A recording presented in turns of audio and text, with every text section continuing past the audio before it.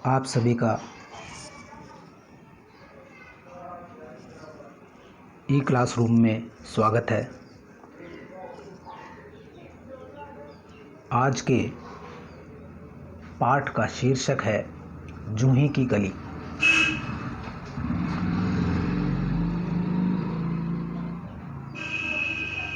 इस कविता के कवि जय सूर्यकांत त्रिपाठी निराला है। ये कविता कोटा विश्वविद्यालय के बीए तृतीय वर्ष के प्रश्न पत्र 1 में संकलित है। आज हम इस कविता की व्याख्या करेंगे और इसके शब्दों का अर्थ समझेंगे, उसके भावार्थ समझने का प्रयास करेंगे।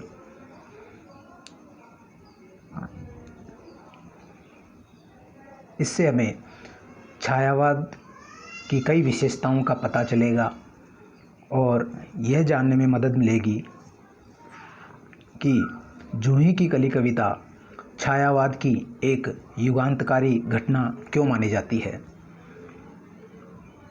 तो हम शुरुआत करते हैं। मैं हरिराम भारती, सहायक आचार्य हिंदी के पद पर राजकीय महाविद्यालय मांगरोल में कार्यरत हूँ।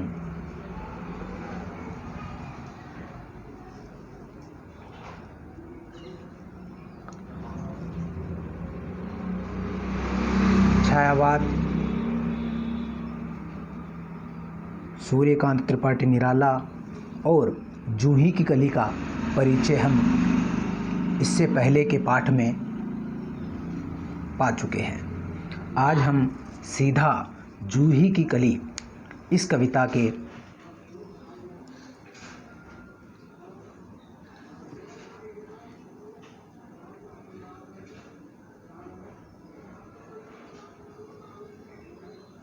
व्याख्या पर आएंगे। ये कविता 1916 में प्रकाशित हुई थी।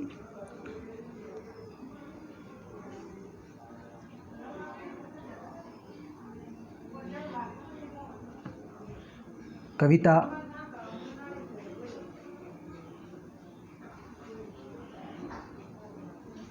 का एक बार हम पाठ करेंगे, उसके बाद इसका शब्दशः अर्थ समझने का प्रयास करेंगे।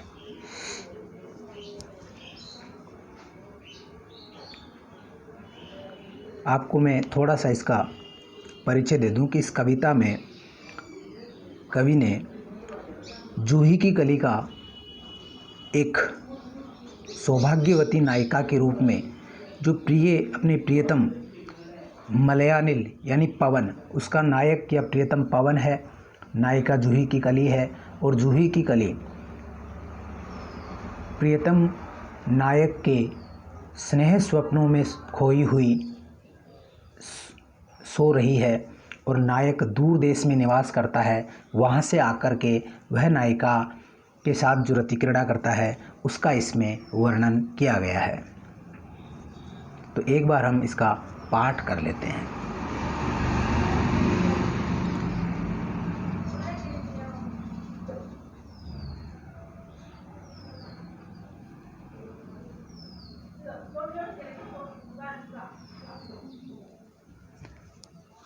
विजन वन वल्लरी पर सोती थी सुहाग भरी स्नेह स्वप्न मग्न, अमल कोमल तनु तरुणी जूही की कली। दृग बंद किए शिथिल पत्रांक में वासंती निशा थी। विरह विधुर प्रिया संग छोड़ किसी दूर देश में था पवन, जिसे कहते हैं मलयानिल। आई याद बिछुड़न से मिलन की वह मधुर बात, आई याद चांदनी की धुली हुई आधी रात, आई याद कांता की कमनीय गात। फिर क्या पवन उपवन सर सरित गहन गिरी कानन, कुंज लता पुंजों को पार कर पहुँचा जहाँ उसने की केली कली खिली साथ।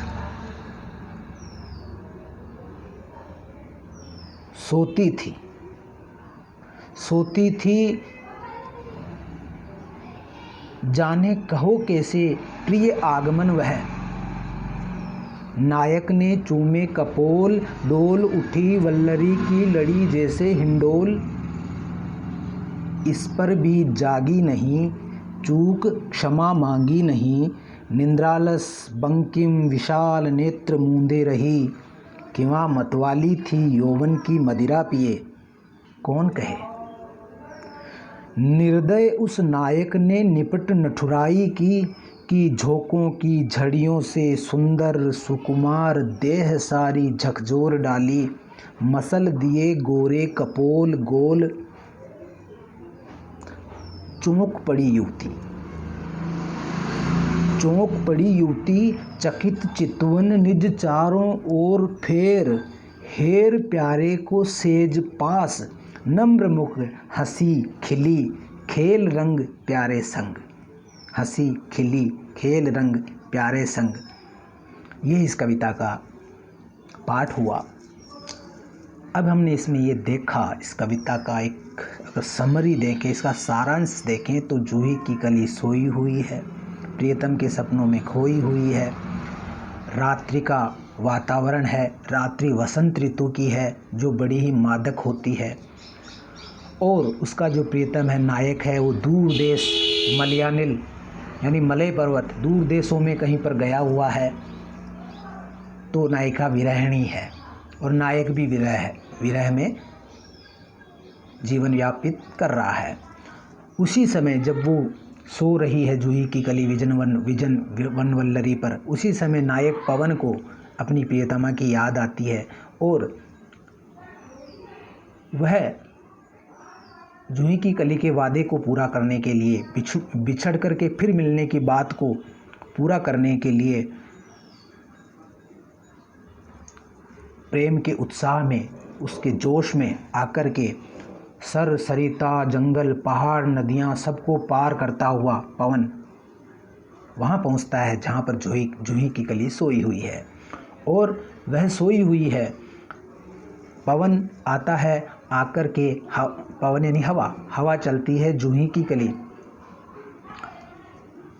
को हवा चूमती है यानी पवन चूमता है, किंतु वह जागती नहीं और जाग करके क्षमा नहीं मांगती है, इस पर सोई रहती है। तो इस पर जो नायक पवन है वो थोड़ा नाराज़ होता है और फिर तेज हवा के झोंकों से जूही की कली को झकझोर देता है और फिर वह जागती है, फिर एकदम चौंक पड़ती है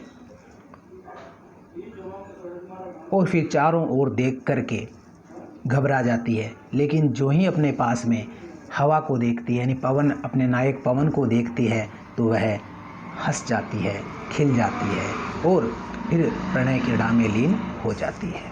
ये छोटी सी इसकी समरी है, या इसका कह सकते हैं कि इसका संक्षिप्त विवरण इस प्रकार से है।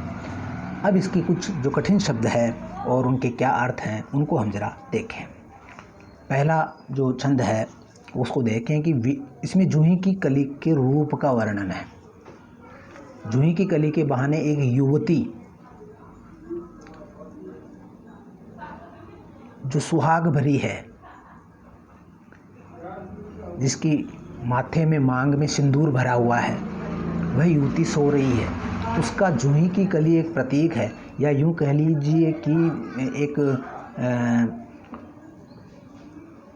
रूपक है जूही की कली, जिसके माध्यम से उस सौभाग्यवती नायिका की बात कवि कर रहा है। तो क्या कहा है, विजन वन वल्लरी पर सोती थी सुहाग भरी स्नेह स्वप्न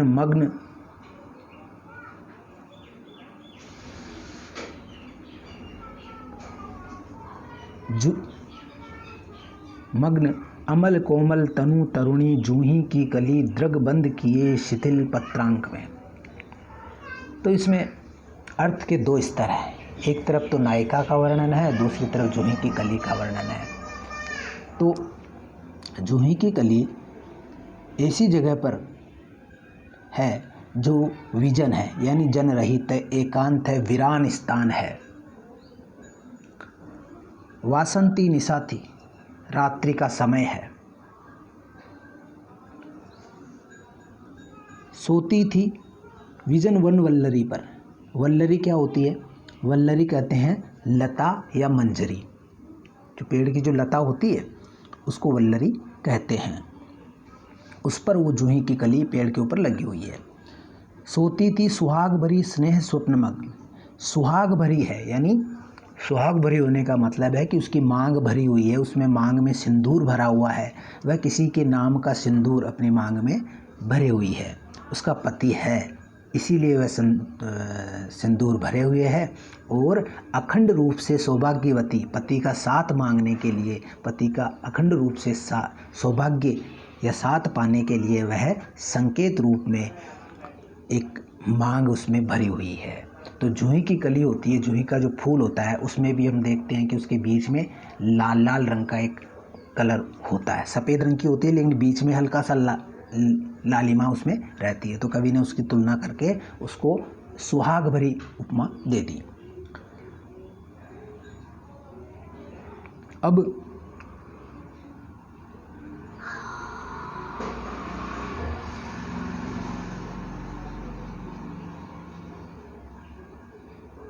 बात करें आगे विजन वन वल्लरी पर।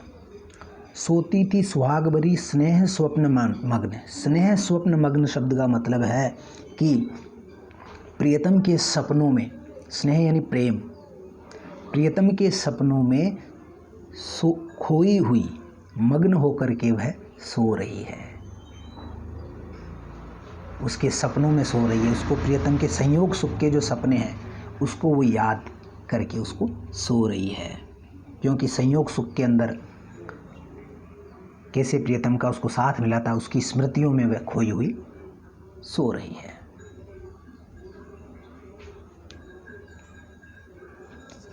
सुहाग भरी है, आपको पता है कि सुहाग भरी का मतलब सुहागिन है। और अब आगे आता है अमल कोमल तनु, उसका शरीर कैसा है? अमल है, अमल यानी निर्मल है। जूही की कली बिल्कुल निर्मल होती है, सफ़ेद रंग की होती है, स्वच्छ, बिल्कुल निर्दोष है, बिल्कुल उज्ज्वल है। और कोमल, बड़ी मुलायम नाजुक बदन वाली वह है, मृदु है, कोमल उसका तन है, बिल्कुल बहुत नाजुक है। और तरुणी, तरुणी यानी युवती है। अब जिस स्त्री का इसमें वर्णन है वह तरुणी है, युवती यानी 16 से 32 वर्ष की आयु वर्ग की वह सौभाग्यवती स्त्री या विवाहिता है। तो जूही की कली के माध्यम से यहाँ पर ये वर्णन किया जा रहा है।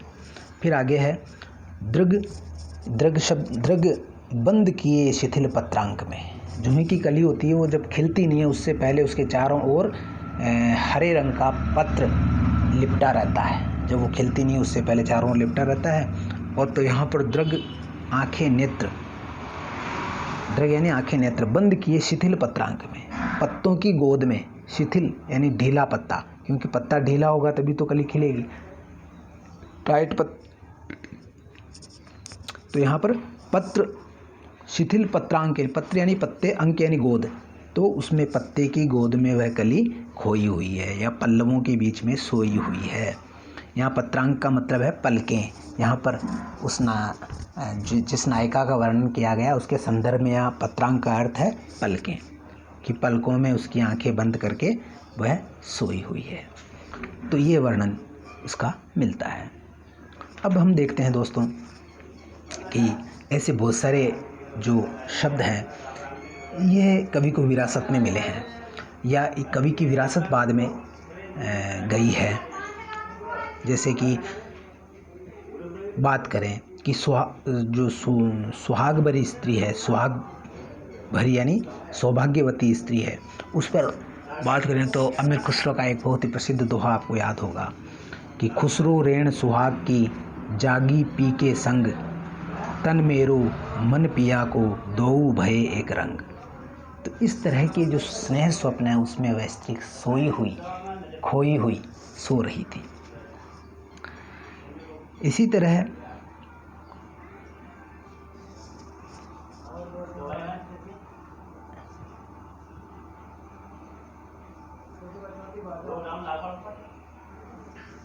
अब बात आती है वासंती निशा थी। अगला जो छंद है वो है अगला जो इस छंद का एक भाग है वो है वासंती निशाती विरह विदुर प्रिया संग छोड़ किसी दूर देश में था पवन जिसे कहते हैं मलयानिल। ऊपर के उसमें तो जूही की कली का वर्णन है, उसके बाद में जो अगली पंक्तियां हैं उसमें मलयानिल यानी नायक का वर्णन है। अब नायक कहाँ था? उस वासंती निशा में।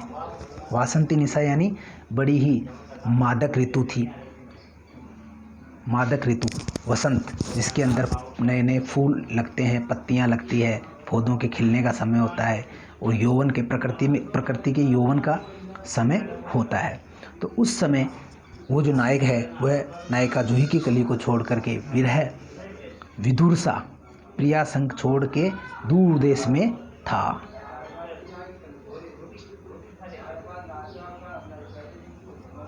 क्योंकि इसमें वासंती निशा का वर्णन है, चांद खिल रहा है, वासंती निशा है और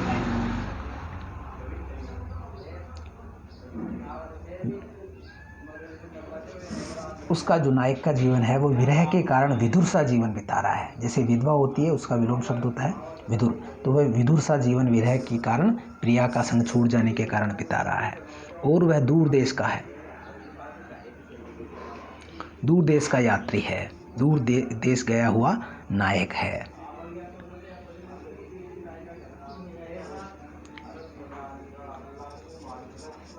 तो इसमें विरह की भावना भी है, स्मरण की बात आई है।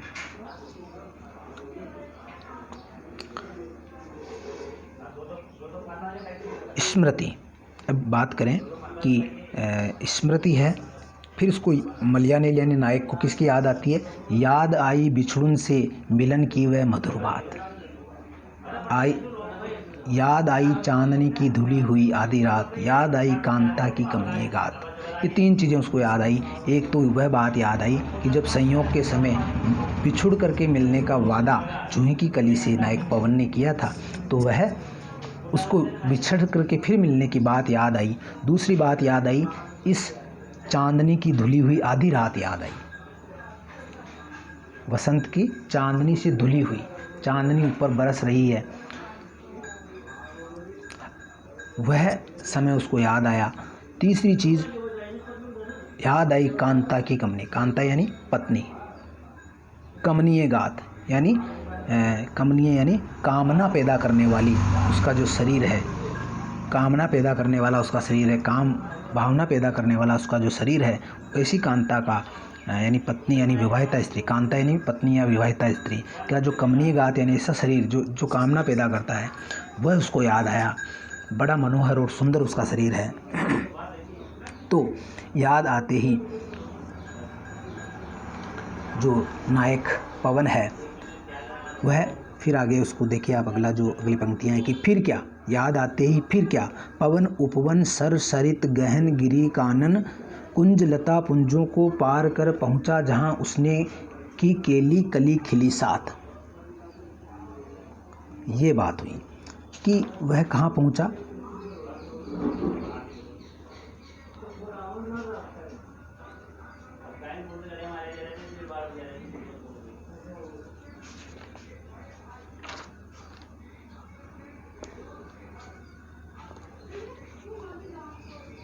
पार कर पहुंचा जहां उसने की केली कली खिली साथ। अब यह उस जगह पहुंचा जहां पर उसने उसके साथ प्रणय क्रीड़ा की।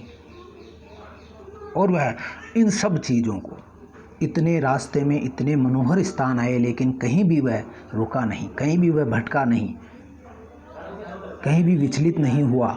और इन सब को पार करता हुआ, जब इतना मादक वातावरण था, उन सब को पार करता हुआ कहीं भी विचलित नहीं हुआ और अपनी प्रियतमा के लिए उन सब को पार करके उपवन वन सरित गिरी कानन सब में वसंत छाया हुआ था, वसंत की मादक ऋतु छाई हुई थी, चांदनी बिखरी हुई थी, लेकिन वह कहीं भी रुका नहीं और वहाँ पहुँचा जहाँ पर उसके साथ कली खिलने वाली थी।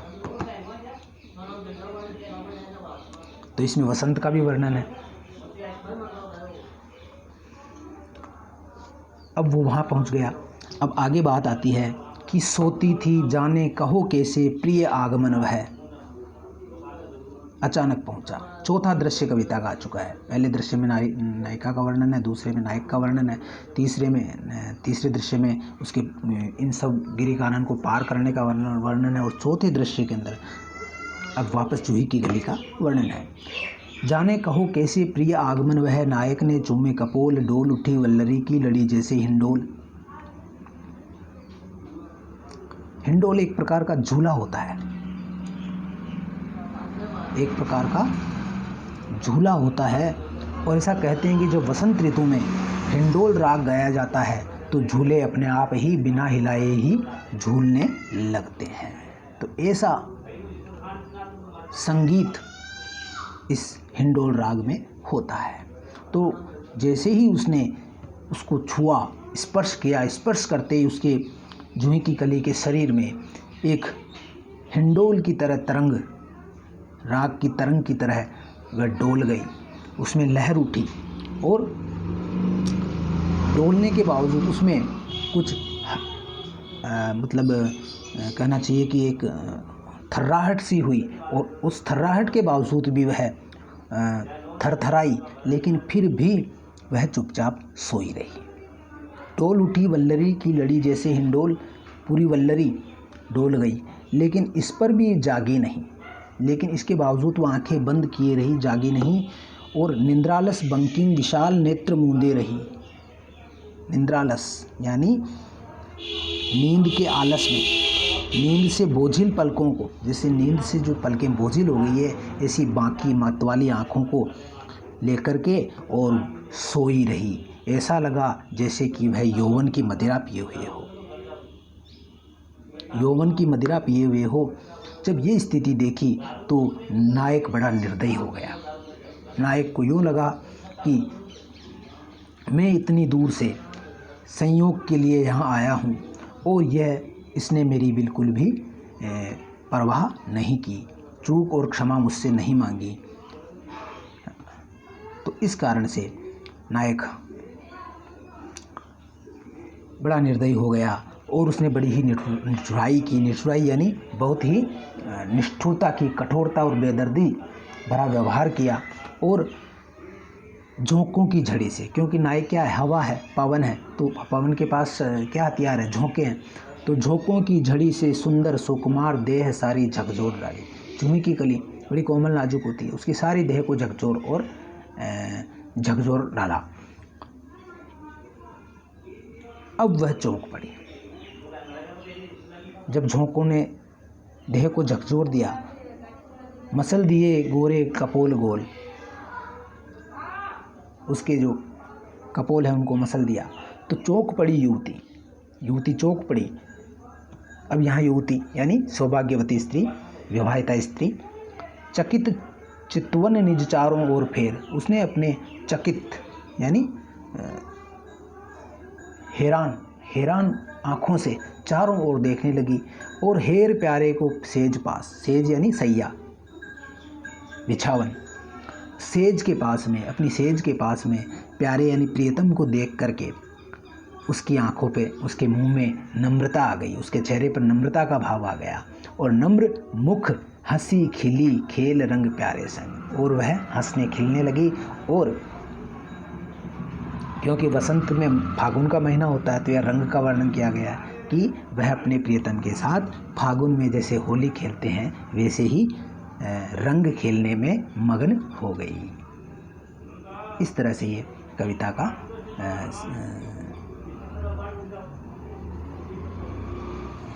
सारांश यहाँ पर दिया गया है। अब मित्रों बात करें, थोड़ा सा इसका प्रसंग देखें, तो जूही की कली कविता है, ये बड़ी ही श्रृंगार रस की सुंदर कविता है। इसमें इस कविता के बारे में पढ़ें तो जूही की कली कविता में चित्रात्मकता, लाक्षणिकता, ध्वन्यात्मकता और मुक्त छंद के लयात्मक प्रभाव वाली छायावाद की कई चीज़ें इसमें एक साथ देखने को हमें मिल जाती है। जूही की कली में जो चीज़ें हैं, मुख्य मुख्य विशेषताएं हैं कि इसमें चित्रात्मकता है। चित्रात्मकता यानी जो वसंत ऋतु है उसका बड़ा ही सुंदर चित्र इन्होंने खींचा है। जैसे पद्माकर का है वसंत ऋतु का जो वर्णन है ना, पद्माकर का आपने पढ़ा होगा, उसका बड़ा जैसे वर्णन उन्होंने पद्माकर जी ने किया वैसा ही वर्णन इन्होंने भी किया है।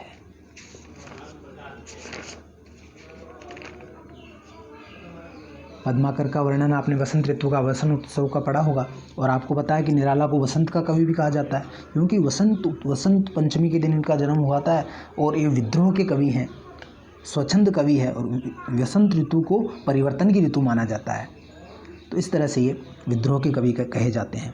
तो पद्माकर का वर्णन आपने पढ़ा होगा कि किस प्रकार से सब स्थानों पर बसंत ऋतु के अंदर मदिरा घुल जाती है। उपवन, सर, सरिता, गहन, गिरी, कानन, हर जगह मादकता और मदिरा नशा घुला पड़ा रहता है। तो इन सबको पार करके नायक वहाँ पहुँचा। तो पद्माकर का वर्णन है, कूलन में केलिन में कछारन में कुंजन में क्यारिन में कलिन किलकंत है, बिथिन में ब्रज में नवेलिन में बेलिन में बनन में बागन में बगरियो बसंत है।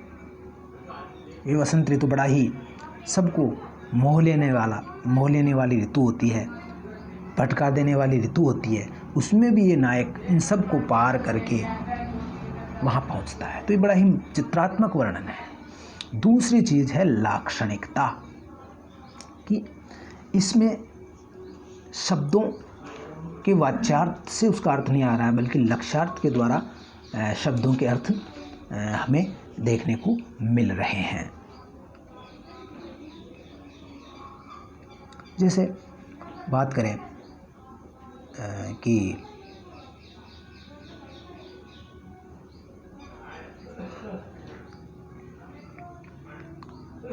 अब यहाँ पर जो एक ध्वन्यात्मकता का मतलब व्यंजना शब्द शक्ति के द्वारा जहाँ पर व्यंग्यार्थ निकलता हो शब्दों का, उसे कहते हैं कि व्यंजना शब्द शक्ति। और लाक्षणिकता यानी लक्ष्यार्थ के द्वारा जहाँ पर अर्थ निकलता हो। जैसे कि स्मृति की बात करें कि संयोग सुख की स्मृति उसको आती है, तो यहाँ पर एक व्यंग्यार्थ है कि किस तरह से जो विरही नायक होता है उसको जब आधी रात में, वसंत की आधी रात में सारी दुनिया वाले सपनों में खोए रहते हैं, ऐसे में जो विरही नायक होता है वो यादों के चिराग को जलाता है। इस तरह से ये इसमें एक ध्वन्यात्मकता है, लाक्षणिकता है, मुक्त छंद के लयात्मक प्रभाव वाली छायावाद की विशेषताएं इसमें मौजूद है।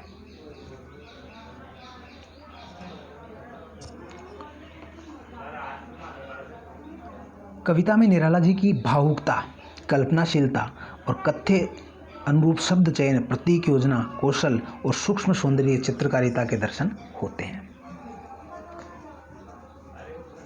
चित्रकारिता इन्होंने बड़ी अच्छी की है,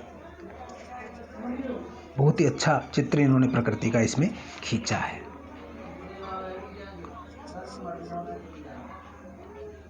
जैसे वल्लरी का, जूही की कली का, रात्रि की, वसंत की निशा का, बड़ा ही सुंदर उन्होंने, शिथिल पत्रांक शब्द आया है तो उसका भी कितना सुंदर चित्र एक बन पड़ा है।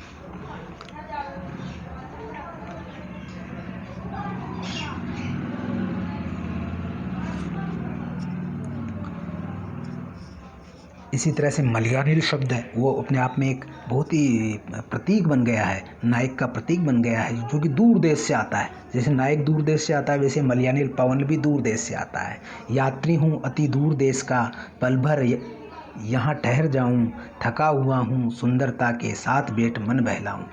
वो वाली जो भावना है, जो दिनकर की द्वंद्व गीत की भावना है, वो यहाँ पर आ गई है कि नायक गिरी कानन सबको पार करता हुआ सुंदरता से मन को बहला सकता था, लेकिन न बहला करके कहाँ पहुँचता है, अपनी प्रियतमा के पास पहुँचता है। इसी तरह से इसमें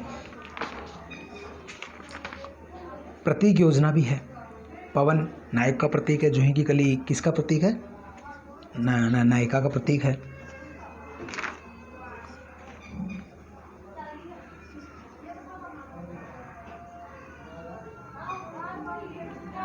इसी तरह से बात करें हम कि शब्द चयन की तो हम देखते हैं कि इसमें तत्सम शब्दों की प्रधानता है और जो शब्द हैं वो लाक्षणिक है, ध्वन्यात्मक है और बड़ी ही भाषा बड़ी ही मधुर है। मधुर शब्दों का प्रयोग इसमें किया गया है, कोमलकांत पदावली का प्रयोग किया गया है और सूक्ष्म सौंदर्य इसमें दिखाई देता है। ऐसी सुंदर दृश्य निर्माणकारी कल्पनाशीलता उनकी संध्या सुंदरी कविता में भी देखी जा सकती है। एक उनकी दूसरी कविता है संध्या सुंदरी, वो भी आप पढ़ें, वो भी बड़ी ही सुंदर एक कविता है। उसमें भी प्रकृति का बड़ा ही मनोहारी वर्णन उन्होंने किया है। अब बात करें मित्रों जूही की कली पर अभ्यास प्रश्नों की बात करें तो हम कल बता चुके हैं कि जूही की कली की व्याख्या आपको लिखनी है कि किस प्रकार से इसमें कौन कौन सी भावनाएं व्यक्त की गई है, कौन कौन सी अनुभूतियाँ इसमें दर्ज हुई हैं और अभिव्यक्ति पक्ष की कौन कौन सी विशेषताएं हैं, ये भी आपको बताना है। यह आप लिखें और अपनी तैयारी ज़रूर करें।